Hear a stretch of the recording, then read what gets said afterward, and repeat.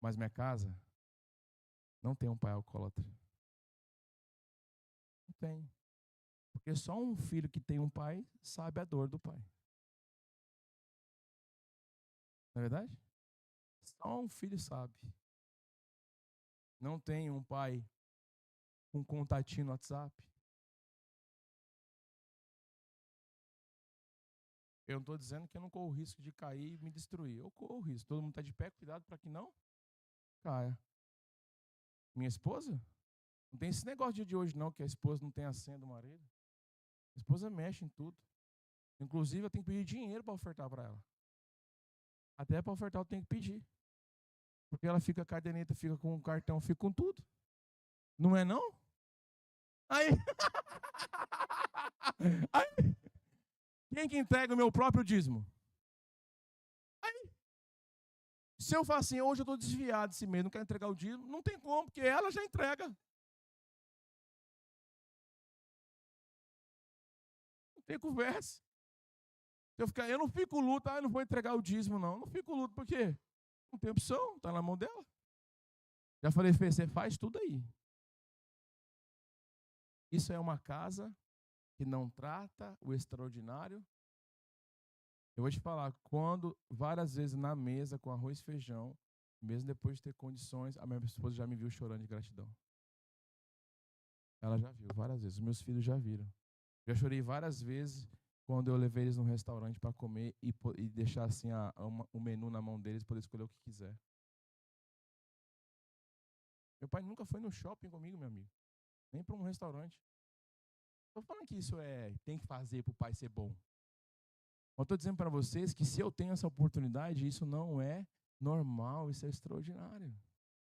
Deus permitiu. Amém? Tá sentindo a ponta do teu dedão no teu pé aí? Mexe a ponta do dedão do pé. Mexeu? Então, olha aí, é extraordinário, meu irmão. Tu tá sentindo o dedo do teu pé. Porque o Luiz agora, lá no hospital, não tá sentindo.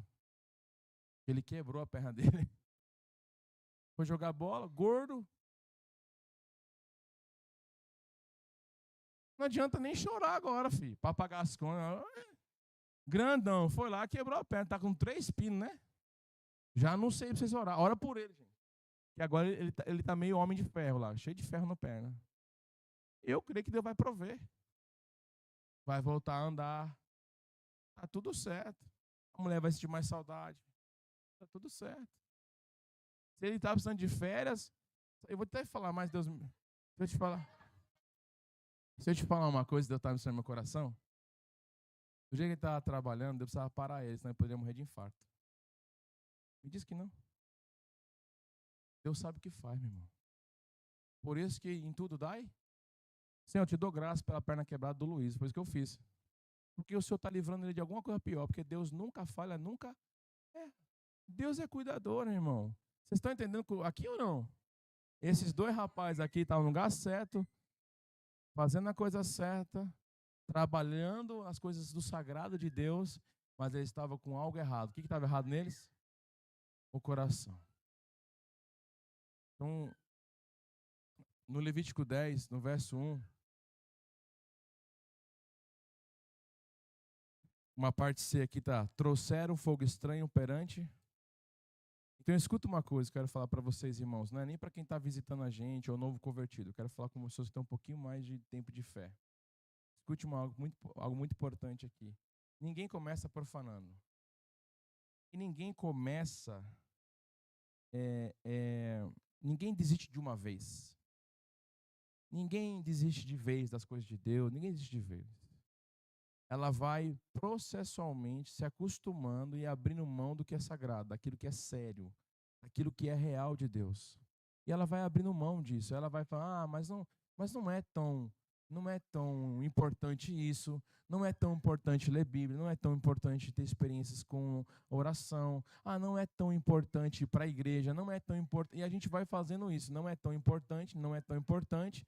Quando a gente vê, a gente já está levantando fogo estranho, porque só levanta fogo estranho depois que a gente relaxa na intensidade de serviço, depois que a gente começa a inventar coisa para o nosso coração, depois que a gente deixa de fazer como a gente fez do início. Então, é como eu falei no início, quando você quer conquistar alguém, você manda mensagem, a esposa, né, o marido, você manda mensagem, você tem intencionalidade, você tem constância. Mas depois que você já conquistou, já está na mão mesmo, já estou salvo, a gente começa a relaxar o cabresto. E aí é onde começa a perder direção. Abiú e Nadab, esses dois homens, têm uma grande tristeza na vida deles, porque no verso 8, depois o Senhor disse a Arão: você e seus filhos não deverão beber vinho nem outra bebida fermentada antes de entrar à tenda do encontro, senão vocês morrerão. E depois que eles têm isso, que eles vivem essa experiência, você vai encontrar que eles morrem. No Números capítulo 3, coloca aí na tela para mim, no verso 4, Nadab e Abiú morreram perante o Senhor e não tiveram filhos. A tristeza é que você não destrói só você destrói toda uma geração. Um pai que acha que não é importante ensinar o filho nas escrituras sagradas, ele vai perder sua geração. O pai que não entende que o filho não é dele e o filho pertence a Deus e não ensina o caminho que ele deve andar segundo as escrituras, ele vai perder a sua geração. Porque todo pai que se acostuma com a presença de Deus, ele para de educar a sua casa com a presença de Deus, ele para de orar pela família, pela esposa, ele para de ser intencional no jejum, de busca da presença de Deus para que a sua casa, como está escrito em Salmo 128, se o Senhor não for na tua casa, em vão você vigia ou em vão você trabalha. Se você não entender que é Deus que sustenta a sua casa, você não vai tratar a presença de Deus com honra e você não vai passar isso para a próxima geração. Uma das coisas que eu quero ensinar para meus filhos, como família e como pai, é que eles, mesmo sem a mim, eles têm um pai maior, alguém que ama de verdade, muito mais do que eu, que o salvou, que ele tem uma paternidade, ele tem uma identidade e que quando ele tiver nas suas dificuldades emocionais ou qualquer situação que ele passe, seja na escola, no trabalho, no seu desenvolvimento da sua vida, ele tem a quem recorrer. Deus, porque eu não vou estar todo o tempo com ele, eu não vou poder atender ele todas as vezes, ele precisa aprender a depender de Deus. Por isso, um pai tem que ter consciência, uma mãe tem que ter consciência de educar os seus filhos, porque esses aqui que perderam o temor, perderam o legado. Quem perde o temor na sua caminhada, perde o legado. Então a gente pode ver aqui que a consequência desses homens foi perder o seu próprio filho. Aí você pode perguntar assim: pastor, e como faço para eu que estou desanimado? Porque possivelmente você pode ter tratado a presença comum, a igreja comum, o altar comum, esse lugar como algo comum, algo que você tem que frequentar, isso é um peso para você. Você pode estar tratando aquilo que Deus tem feito como extraordinário, como ordinário, e você não está vendo mais milagres, respostas de Deus, você só está cansado com o trabalho, cansado com as suas atividades, seus pensamentos meu Deus, eu preciso sair desse serviço, eu preciso arrumar emprego, eu preciso arrumar o trabalho. Às vezes seus pensamentos eu preciso pagar essas contas, e você tem relacionamento com dificuldade, tem seu casamento com luta, eu preciso da escola, e você está com inúmeras preocupações e esquecendo do mais importante: todos que estão cansados e sobrecarregados, ele diz: eu vos aliviarei. Aprendei de mim, que sou manso e humilde, tomai sobre si o meu fardo e o meu jugo, porque o meu jugo é suave e o meu fardo é leve. Nós temos que aprender que refúgio é na presença de Deus. Quando você está cansado, quando você está fadigado, quando você está percebendo que a sua vida que era extraordinária está entrando no ordinário, você precisa acender a chama. Você precisa acender este fogo, e esse fogo é com intenção. Esse fogo, ele é quando você busca. Levíticos capítulo 6, verso 12, está escrito: o fogo deverá ser mantido aceso no altar continuamente, não poderá ser apagado. Então o que eu preciso orar? Eu preciso orar Salmo 139, verso 23, sonda-me, ó Deus, e conhece o meu coração. Eu preciso orar o Salmo 51, não retires de mim o teu espírito, ainda que eu esteja cansado, sobrecarregado, ainda que eu esteja desistido, ainda que eu esteja passando por dias de dificuldade, eu quero olhar da onde vem o meu socorro vem do Senhor. Então, se você estava levando, ou se você de alguma forma levou as coisas do Senhor, como família, filhos, olha que coisa linda que é tua esposa, olha que coisa linda que é teu marido, olha que coisa linda que são teus filhos. Alguns estão saindo para fraldas, outros estão gastando todo o dinheiro com fralda. Tá tudo certo, faz parte, mas entenda algo. Em nome de Jesus, isso é extraordinário. Você com um bebê no colo diante de um casal que é estéril, meu Deus, isso é extraordinário. Você andando com uma pessoa que não pode andar é extraordinário. Há muitas coisas que Deus está fazendo e nem pediu a sua opinião, está fazendo para você, como o ar que você respira, como o sol que hoje amanheceu, como este dia que você teve a oportunidade de estar com os seus netos, que você nunca tinha conhecido e agora você pode conhecer, abraçar. Nós precisamos entender e atentarmos para a gratidão de que Deus tem feito muito além do que pedimos e nós imaginamos. Deus fez muito mais do que você merece, do que eu mereço. Era para estarmos mortos, estamos vivos. Era para estarmos distantes, estamos perto. Ei, meu irmão, você está vivendo o extraordinário de Deus. Então, não se acostume com aquilo que Deus colocou na sua vida. Tudo que Ele faz é bom. Tudo que Deus faz é extraordinário. Nós não vamos tratar a presença de Deus como algo ordinário. E eu faço a oração, Deus, livra-nos de tratarmos as coisas do Senhor como coisas ordinárias, Deus. Queremos viver com o ordinário, queremos viver, Deus, com aquilo que o Senhor tem feito. O Senhor tem feito muito mais que eu mereço e muito mais que eu imagino. O que é que você está reclamando? O que você está reclamando, meu irmão? O que está tão difícil assim? Para pra pensar, o que está tão difícil assim? Me diz aí se você não tem muito mais que você merece. Eu tenho, não sei você, mas eu tenho.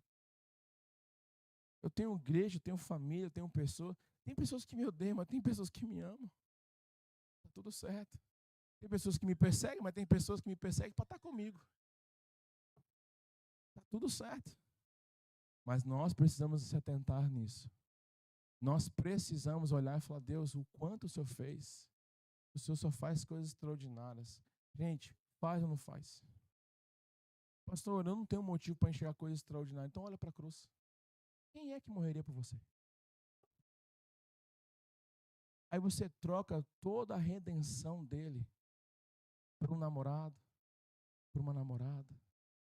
Você troca toda a redenção do extraordinário por um desejo do seu coração. Algo fora de Deus, algo fora da vontade dele. Que loucura! Ele disse assim, ó.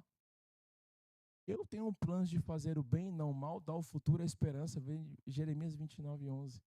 Ele falou assim, não vos conformeis com esse mundo, mas fazer a renovação da sua mente para que você conheça a boa, perfeita e agradar a vontade de Deus. Esse texto está batido em nós. Meu Deus, como não confiar num Deus a qual tem vontade perfeita? Como não confiar eu como marido num Deus que tem cuidado da minha esposa? Quando eu saio de casa, eu não sei como eles estão. Das últimas vezes que eu passei por aflito, eu estava cuidando das coisas de Deus e minha filha estourou um vidro e se cortou. E eu quase perdi ela dentro da igreja. Não foi fácil a superação desse sentimento com Deus, mas eu tive que aprender a confiar. Ontem foi a Radassa, hoje é o Luiz. A gente tem que confiar. A gente tem que confiar. Porque a gente nem consegue explicar a vida, nem a morte, nem pós-morte. Ninguém tem poder sobre a sua própria vida aqui. Hoje você está bem, amanhã você pode estar morto. Não tem conversa. A gente tem que botar a mão na consciência e falar, cara, eu não tenho poder sobre mim mesmo. Esse negócio que o coach fala, acredita em você mesmo, toma cuidado. Porque os loucos, a sua impressão de bem-estar. Não estou dizendo que você não tem que ter autoconfiança, autoestima. Estou dizendo que você tem que entender que a sua vida sem Deus não é nada.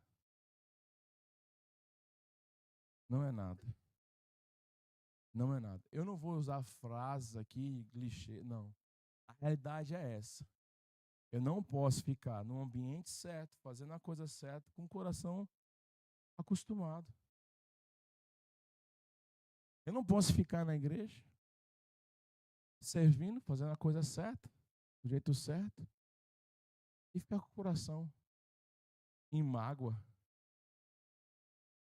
Então a gente tem que parar hoje e falar assim, não, Senhor, eu não vou tratar o extraordinário como ordinário. o Senhor é muito bom, o Senhor fez muito mais. O Senhor, eu não tenho palavras para dizer o quanto o Senhor tem sido bom para mim.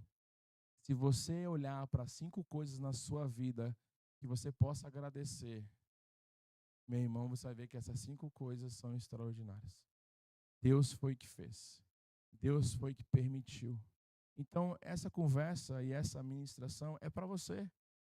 É para você não só que já é da casa, você que já tem feito algo e tem precisado de renovo, mas para todos. É para você que precisa ouvir a voz de Deus em meio ao seu desafio. Será que você vai reclamar do maná? É simples, mas é necessário. E é milagre de Deus. Você não vai perder o Espírito de Deus. Então eu quero orar por você hoje, nessa manhã. Pedir que o Espírito Santo devolva esse temor ao teu coração. Pedir ao Espírito Santo que ele permita você viver e tratar as coisas de Deus como extraordinário. Para que você nunca se acostume com a presença de Deus, porque toda vez que ele vem, a nossa vida é transformada. Tudo que o Pai quer é que você levante as mãos e agradeça por tudo que ele tem feito, porque tudo que ele tem feito é além do que você merece. Quem concorda comigo que é além do que você merece? Fique de pé no seu lugar.